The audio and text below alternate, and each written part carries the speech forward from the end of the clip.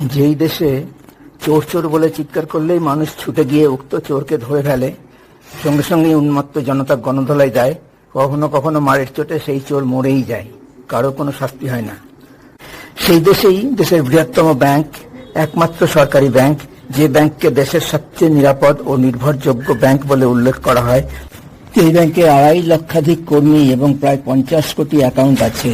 সেই state bank of ইন্ডিয়ার মালদা ব্রাঞ্চের কাউন্টার থেকে দিন দুপুরে 53,000 টাকা চুরি করে চোর সিসিটিভিতে ধরা পড়লে তার গায়ে এতটুকুও আঁচড় লাগে না। চোরকে চুরি করা টাকাটাও ফেরত দিতে হয় না, উল্টে সেই চোরই চুরি করা কাউন্টারের নিরপরাধ ক্যাশিয়ারের চাকরি খেয়ে নেয়। বলতে ভুল হচ্ছে না, স্টেট ব্যাংক থেকে টাকা চুরি করা ওই চোরই চুরি করা কাউন্টারের ক্যাশিয়ারের চাকরি খেয়ে নেয়। এরকম অদ্ভুত ঘটনা কি দেশে আর কখনো ঘটেছে? হ্যালো, আমার নাম Debabrata Das, state bank of ইন্ডিয়াতে চাকরি করতাম। 2018 সালের 5ই জুন স্টেট ব্যাংক অফ ইন্ডিয়ার মালদা ব্রাঞ্চে আমার ক্যাশ কাউন্টার থেকে 53,000 টাকা চুরি করে চোর সিসিটিভিতে ধরা পড়ে। এইটা টাকা চুরির সিসিটিভি ফুটেজ এসবিআই মালদা ব্রাঞ্চের। চোরটা স্টেট ব্যাংকেরই একজন খুব important cash credit customer Bishnu ঘোষের কর্মচারী। এই খুব ইম্পর্টেন্ট কথাটা আমার না, এটা স্টেট ব্যাংকের মালদা ব্রাঞ্চের তখনকার চিফ ম্যানেজার উজ্জ্বল কুমার প্রথম যেদিন আমার উপর অত্যাচার শুরু করে সেদিন বারবার করে উল্লেখ করছিল। 65 lakhs সিসি আর 15 বছরের সিসি, খুব ইম্পর্টেন্ট অ্যাকাউন্ট। এসবিআই মালদার কাছেই চিত্তরঞ্জন মার্কেটে বিষ্ণু ঘোষের দোকান। চুরির ঘটনার পরেই মালদা ব্রাঞ্চের চিফ ম্যানেজার ও ক্যাশ ক্রেডিট ম্যানেজার ট্রান্সফার হয়ে চলে যান। তাদের পরিবর্তে উজ্জ্বল কুমার নতুন চিফ ম্যানেজার হয়ে এবং বিশাল কুমার নতুন ক্যাশ ক্রেডিট ম্যানেজার হিসেবে মালদায় আসে। উজ্জ্বল কুমার ও আরেকজন নতুন আসা অফিসার পার্থ চক্রবর্তী প্রথম যেদিন সিসিটিভি ফুটেজ দেখে সেদিন ফুটেজ দেখেই আমার সঙ্গে এত দুর্ব্যবহার করেছিল, মনে হচ্ছিল আমি যেন ক্রিমিনাল। সেই সময় সেখানে আগের ক্যাশ ক্রেডিট ম্যানেজারও উপস্থিত ছিল। তবে উজ্জ্বল কুমার আমাকে বলেছিল ব্যাংকই চোরের বিরুদ্ধে আইনি পদক্ষেপ নেবে এবং চুরি হওয়া 53,000 টাকা উদ্ধার করে আমাকে ফেরত দেওয়া হবে। কিন্তু ব্যাংক অর্থাৎ চিফ ম্যানেজার 1.5 মাসেও কোনোটাই করেনি। আমি টাকার কথা বলতে শুরু করলে চিফ ম্যানেজারের উত্তর দেওয়ার ভাষা ও ভঙ্গি ক্রমশই কর্কশ হতে থাকে। কেন? চোর টাকা চুরি করেছে, 1.5 মাস পার হয়ে গেছে, সিসিটিভির ফুটেজ প্রমাণ দেখে গেছে, চোরের লোক চোরের মালিক দেখে গেছে, বিভিন্ন লোক নিয়ে 3 বার, সবাই মেনে নিয়েছে, একজনও প্রতিবাদ করেনি। কেন টাকা দিতে দেরি হচ্ছে? আর টাকা চাইলে আমার চিফ ম্যানেজার উজ্জ্বল কুমারের কেন ভঙ্গি আর ভাষা কর্কশ হচ্ছে? সেই সময়েই মালদা ব্রাঞ্চ থেকে কয়েকদিন আগে ট্রান্সফার হয়ে যাওয়া একজন সিনিয়র অফিসার আমাকে নিয়ে ইংলিশ বাজার থানার আইসির সঙ্গে দেখা করে চুরির ঘটনার কথা এবং 1.5 মাসেও টাকাটা ফেরত না পাওয়ার কথা বলেন। আইসিকে সিসিটিভি ফুটেজ দেখাই। আইসি ফুটেজ দেখে বিষ্ণু ঘোষকে ফোন করেন। বিষ্ণু ঘোষ তো প্রথমে বিশ্বাস করেন যে আইসি ফোন করছে। যাই হোক, তারপর বিষ্ণু ঘোষ বিষয়টার নিষ্পত্তি করতে 3 দিন সময় চান। আইসি বলেন 3 দিন না, আমি আপনাকে 7 দিন সময় দিচ্ছি, তার মধ্যে আপনি বিষয়টা নিষ্পত্তি করুন। বিষ্ণু ঘোষ 10 দিনেও টাকা ফেরত দেয়নি কিংবা আমাকে কোনো খবর দেয়নি। আমি আইসিকে সে কথা জানালে উনি বিষ্ণু ঘোষকে আবার ফোন করলে বিষ্ণু ঘোষ এবার ফোন ধরেনি। আইসি তখন একজন এসআইকে বিষয়টা দেখতে বলে কিছু নির্দেশ দেন। ওই এসআই আগের দিন সেখানেই ছিলেন বলে উনি বিষয়টা জানতেন। ওই এসআই সম্ভবত ফোনে বিষ্ণু ঘোষকে থানায় এসে দেখা করতে বলেছিলেন। এরপরেই কয়েকদিন সকালে অফিসে যাওয়ার সঙ্গে সঙ্গেই আমাকে চিফ ম্যানেজারের চেম্বারে ডেকে পাঠানো হয়। আমি যাওয়ার সঙ্গে সঙ্গেই চিফ ম্যানেজার উজ্জ্বল কুমার, ক্যাশ ক্রেডিট ম্যানেজার বিশাল কুমার আরও 2 জন অফিসারের উপস্থিতিতে আমার উপর ভয়াবহ মানসিক নির্যাতন শুরু করে। নানা রকম নিয়মের কথা বলে ভীষণভাবে আমাকে ভীতি প্রদর্শন করতে থাকে। অজস্র মিথ্যা অপবাদ দিয়ে আমার চূড়ান্ত অপমান করতে থাকে। প্রায় 40 মিনিট ধরে আমার উপর ওই অত্যাচার চলতে থাকে। আগে থেকেই আমার সন্দেহ হওয়ায় আমি আমার ওই ভয়ঙ্কর অত্যাচারের ভয়েস রেকর্ড নিতে পেরেছিলাম। সেই ভয়েস রেকর্ড থেকে কিছু অংশ আমি এখানে শোনাচ্ছি। টাকা চুরির সিসিটিভির সঙ্গে ওই ভয়েস রেকর্ড জুড়ে দিয়ে ভিডিওর মাধ্যমে শোনাচ্ছি।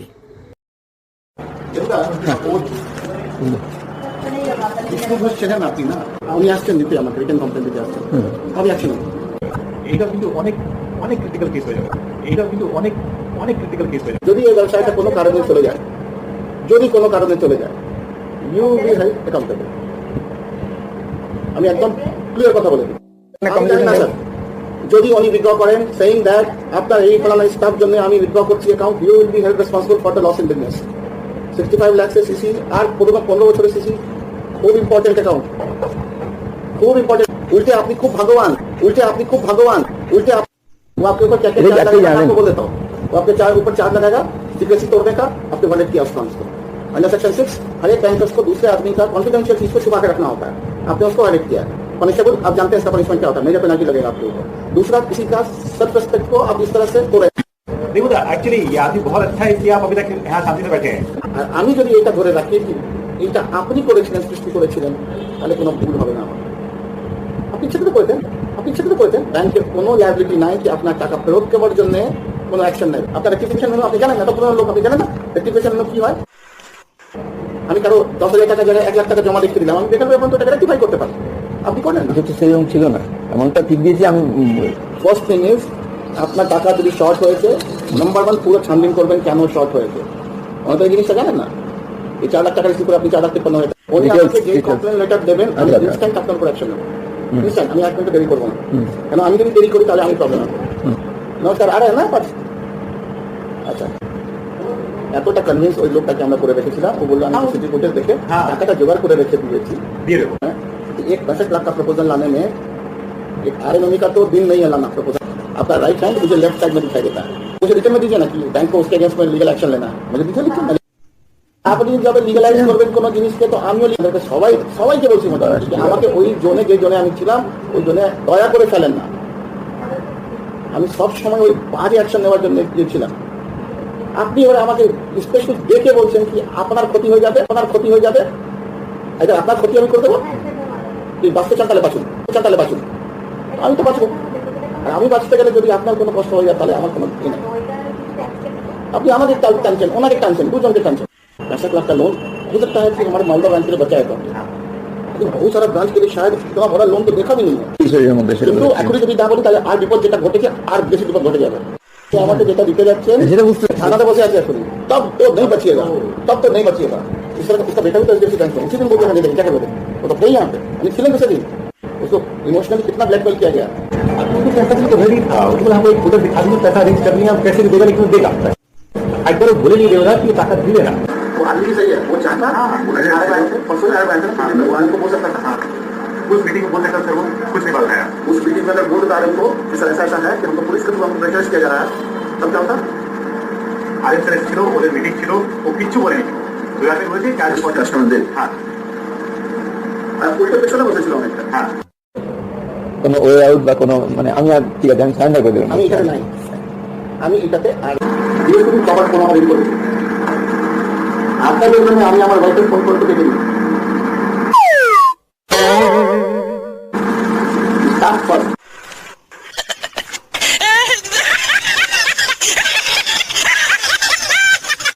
আমি মালদার বিবেকানন্দ স্কুলে পড়েছি হয়তো এর প্রভাবেই আমি ছোট থেকেই শৃঙ্খলা পরায়ণ ও দায়িত্বশীল যথেষ্ট শান্ত ও ভদ্র অত বছর চাকরি করলেও ব্যাংকে আমি কখনো বাজেভাবে কথা বলিনি কারোর সঙ্গে কিংবা আমাকেও কখনো বাজে কথা শুনতে হয়নি সেদিন যেভাবে মিথ্যা কথা বলে মিথ্যা অপবাদ দিয়ে অপ্রাসঙ্গিক ও অবান্তর বিষয় নিয়ে যে কুৎসিত আক্রমণ আমাকে করা হয়েছিল তাতে এই কুৎসিত অপবাদগুলো আমার অন্তরে তীরের মতো বিঁধছিল আমার হাই ব্লাড প্রেশার ও প্যালপিটেশন আগে থেকেই ছিল আমার শারীরিক অবস্থা সেদিন এত খারাপ হয়ে গেছিল যে আমি সেখানেই হার্ট অ্যাটাক হয়ে মারা যেতে পারতাম আমি প্রায় সেন্সলেস হয়ে এক জায়গাতেই দাঁড়িয়েছিলাম আমার স্বভাব ও শারীরিক অবস্থার কথা বললাম এই জন্য যে তাহলে কিছু মানুষ হয়তো বুঝতে পারবে যে বিনা দোষে অত সিনিয়র একজন স্টাফকে কি নির্মম ভাবে ওই স্টেট ব্যাংকের ওই অফিসাররা অত্যাচার করেছিল এবং একটা চোরের জন্য যেই চোরটা আমার কাউন্টার থেকেই টাকা চুরি করেছিল এবং সিসিটিভিতে ধরা পড়েছিল কিন্তু ওটা ব্যাংক থেকে টাকা চুরি করা আমার ব্যক্তিগত টাকা না আমার ইউনিয়ন আমার পাশে দাঁড়ায়নি কেন তা জানি না চুরির ঘটনা জানা সত্ত্বেও এবং সিসিটিভি ফুটেজে চুরির স্পষ্ট প্রমাণ দেখা সত্ত্বেও একজন স্টাফও আমার পাশে দাঁড়ায়নি এমনকি আমার ইউনিয়ন এবং অন্য কর্মীরা আমার ওপর অত্যাচার হচ্ছে জানা সত্ত্বেও কেউ একটাও কথা বলেনি উল্টে চোর ও চোরের মালিক বিষ্ণু ঘোষের সঙ্গে চক্রান্ত করে স্টেট ব্যাংকের অফিসার ও কর্মীরাই ব্যাংক থেকে কিছুই চুরি হয়নি ওটা ক্যাশিয়ারের সাজানো ঘটনা ওখান থেকে ক্যাশ মিসিং হতেই পারে না ওই টাকা অন্য কোনোভাবে খোয়া গেছে ইত্যাদি মিথ্যা কথা প্রচার করা হয়েছে আমার ধারণা মালদার মানুষ স্টেট ব্যাংকের ওই মিথ্যা প্রচারেই বিশ্বাস করেছে স্টেট ব্যাংকের অফিসার ও কর্মীরা কত কুৎসিত মানসিকতার কত বড় প্রতারক প্রবঞ্চক বিশ্বাসঘাতক দুর্নীতিগ্রস্ত এবং দুষ্কৃতি ঘনিষ্ঠ তাদের মানবিকতা নৈতিকতা সততার কত অভাব তারা কত হৃদয়হীন ও নৃশংস সেটা পরিষ্কার বোঝা যাবে এই দুটো ভয়েস রেকর্ড শুনলে। এবং এটা 100% এসবিআই অফিসার ও কর্মীদের সম্পর্কেই প্রযোজ্য।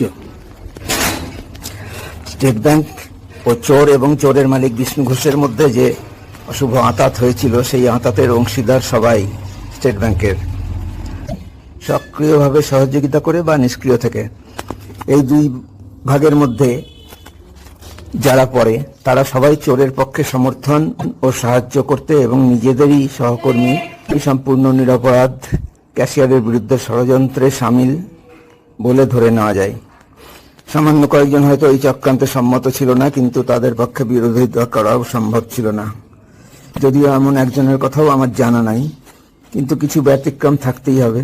আমি দুঃস্বপ্নেও ভাবতে পারিনি যে মালদা বেঞ্চের 40 থেকে 50 জন, মালদা জেলার কয়েকশো, সারা বাংলার 18-20 হাজার অফিসার ও কর্মীর মধ্যে একজনও প্রতিবাদ করবে না।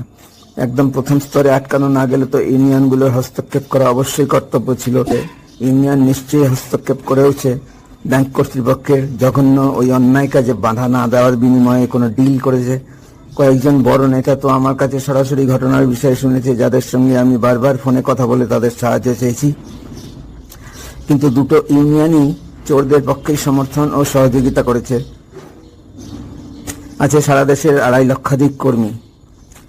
সারা বাংলার 18-20 হাজার কর্মীর সবাই মেরুদণ্ডহীন কাপুরুষ, যাদের মধ্যে সামান্যতম মানবিকতা নৈতিকতা নাই, যাদের সবাই সজ্ঞানে স্টেট ব্যাংকের কাউন্টার থেকে টাকা চুরি করা এক চোরকে, ওই চোরের মালিক বিষ্ণু ঘোষ, যে 65 লাখ টাকার সিসি আর 15 বছরের পুরনো সিসি অ্যাকাউন্ট থাকা একজন খুব ইম্পর্টেন্ট সিসি কাস্টমার হয়ে স্টেট ব্যাংকের ওপর নোংরাভাবে প্রভাব খাটাচ্ছে, তাদের অপরাধের স্বীকৃতি দিয়ে চুরির ঘটনা ধামাচাপা দিয়ে সিসিটিভি ফুটেজ গায়েব করে চোরকে সসম্মানে মুক্তি দিলই শুধু না, তারা সবাই চোরের প্রেস্টিজ রাখতে কোনো অপরাধ ছাড়াই অত্যাচার করে আমাকেই চাকরি ছাড়া করার কাজে সমর্থন ও সহযোগিতা করলো।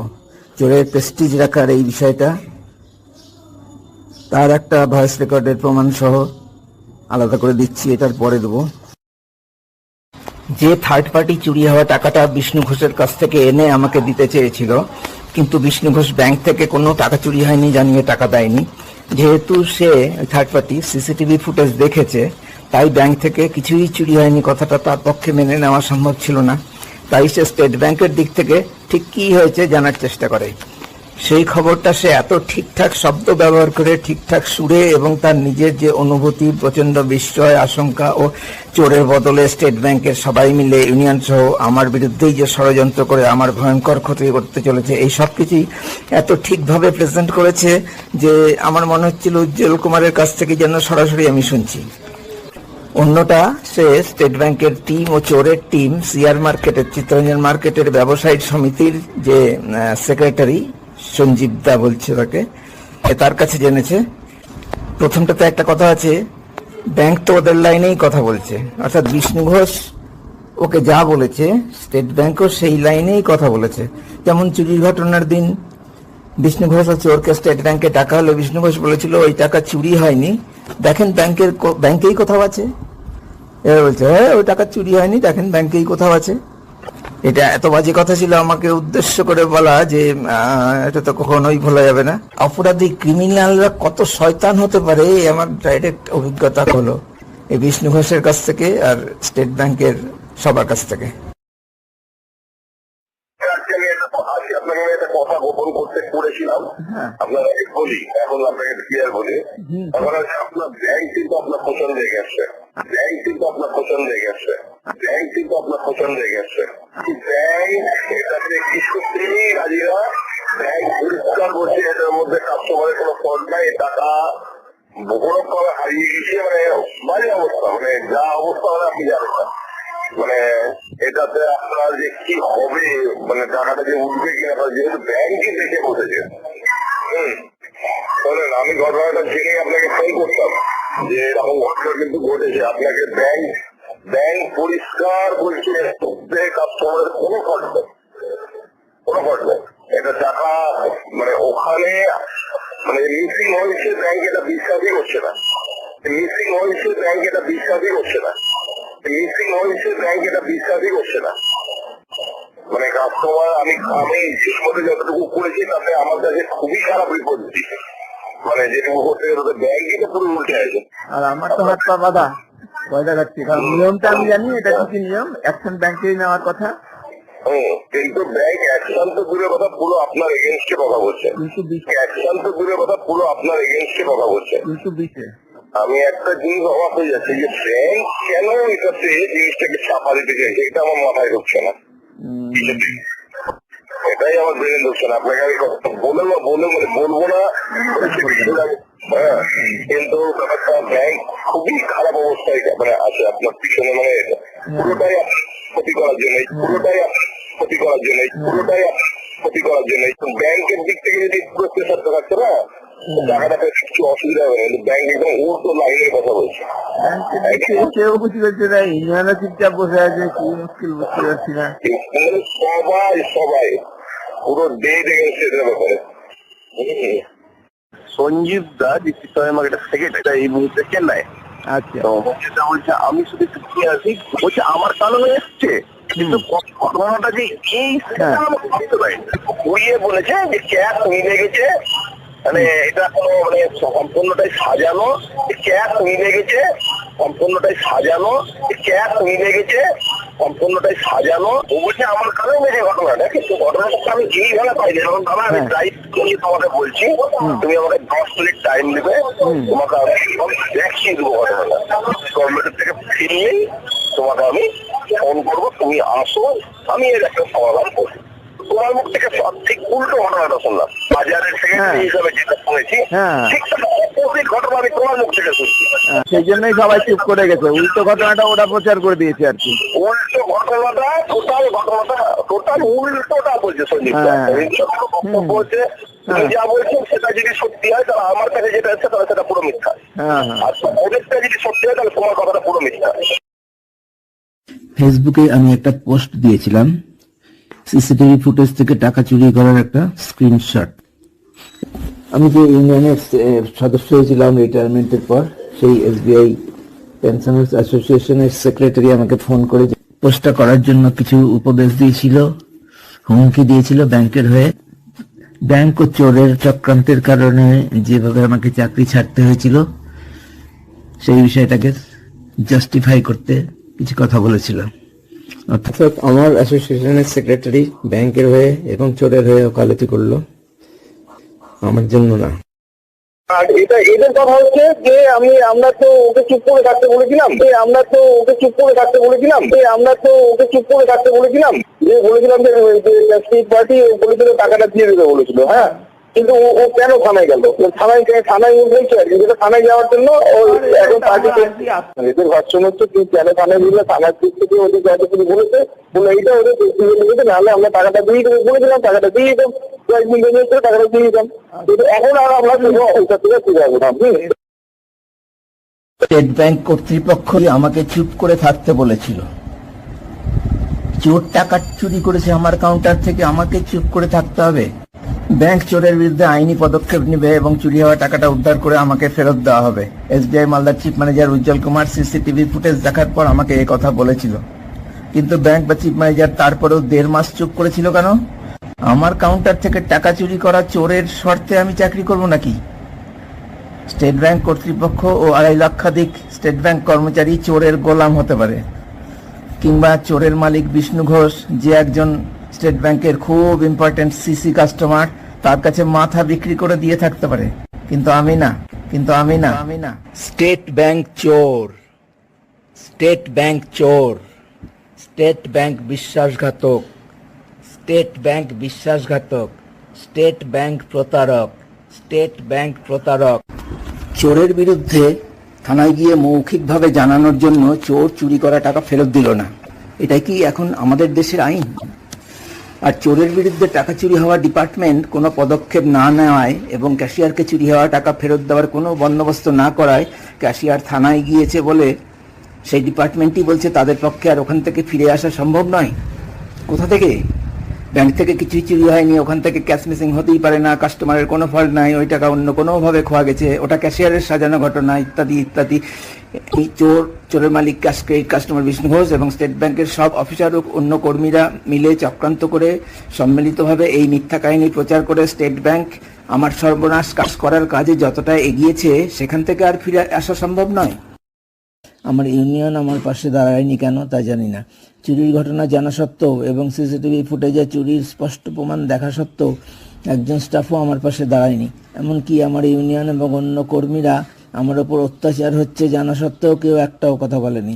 উল্টে চোর ও চোরের মালিক বিষ্ণু ঘোষের সঙ্গে চক্রান্ত করে স্টেট ব্যাংকের অফিসার ও কর্মীরাই ব্যাংক থেকে কিছুই চুরি হয়নি, ওটা ক্যাশিয়ারের সাজানো ঘটনা, ওখান থেকে ক্যাশ মিসিং হতেই পারে না, ওই টাকা অন্য কোনোভাবে খোয়া গেছে ইত্যাদি মিথ্যা কথা প্রচার করা হয়েছে।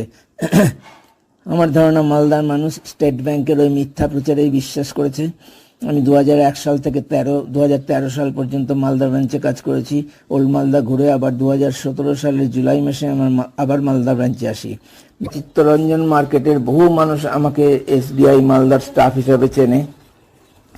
আমি নিজেই অনেক পরিচিত মানুষকে চুরির ঘটনার জন্যই যে আমাকে চাকরি ছাড়তে হয়েছে সে কথাও জানাই। কেউ আমার কথা বিশ্বাস করেনি। দিনের পর দিন আতঙ্কগ্রস্ত থেকে উদ্বেগে থেকে আমার মানসিক অবস্থা এত অবনতি ঘটেছিল যে আমি ফোবিয়ায় আক্রান্ত হই, যার জন্য কলকাতার লুম্বিনী পার্ক মেন্টাল হসপিটালে আমাকে চিকিৎসা নিতে হয়েছিল। এবং দুর্বিষহ মানসিক যন্ত্রণা ও অস্থিরতার জন্য আমার 4 জনের পরিবার ধ্বংস হয়ে গেল। আমার আর্থিক সংকট খুবই ভয়ঙ্কর অবস্থায় পৌঁছে গেল। এটা কিন্তু কোনো আর্থিক সাহায্যের আবেদনের জন্য বলছি না, কারণ আমার পক্ষে আমার পরিবার ও আর্থিক পরিস্থিতি মেনটেন করা সম্ভব ছিল না। আমার মাথায় সবসময় অত্যাচারের ওই মিথ্যা অপবাদগুলো ঘুরতে থাকে। কানে বাজে ওই বাজখাই সুরের হুমকি।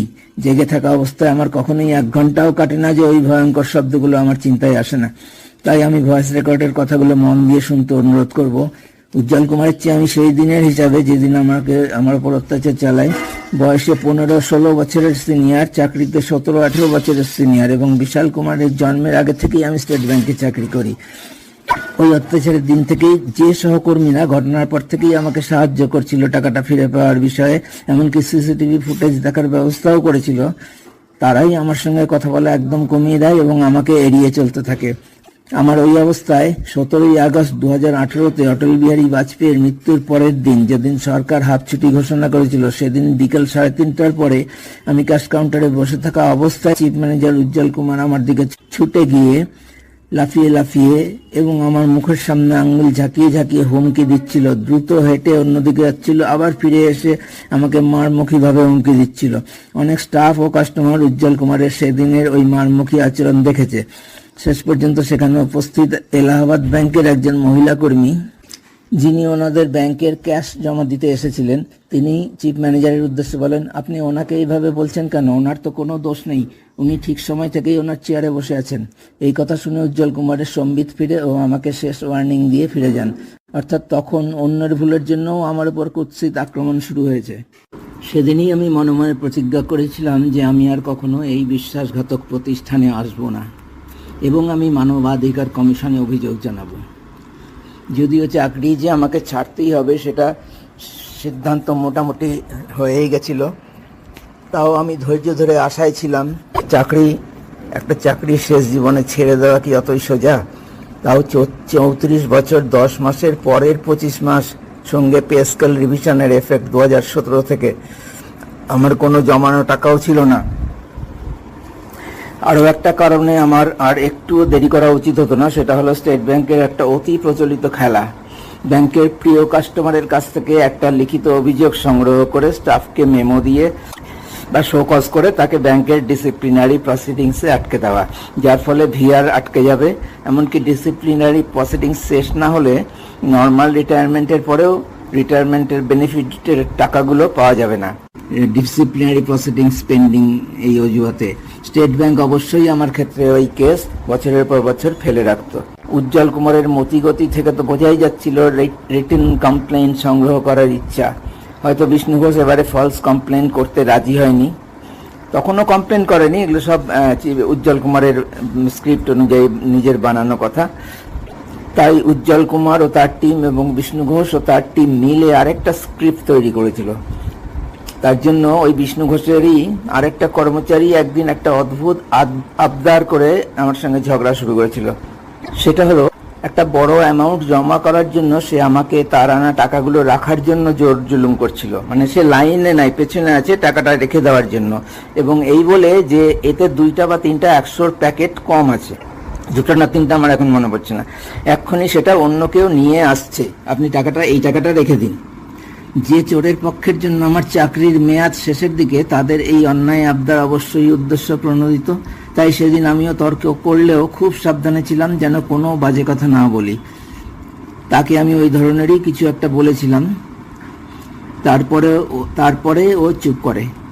সে কি জোর খাটানো যেন সঙ্গে সঙ্গেই আমি কম টাকাটা নিতে বাধ্য।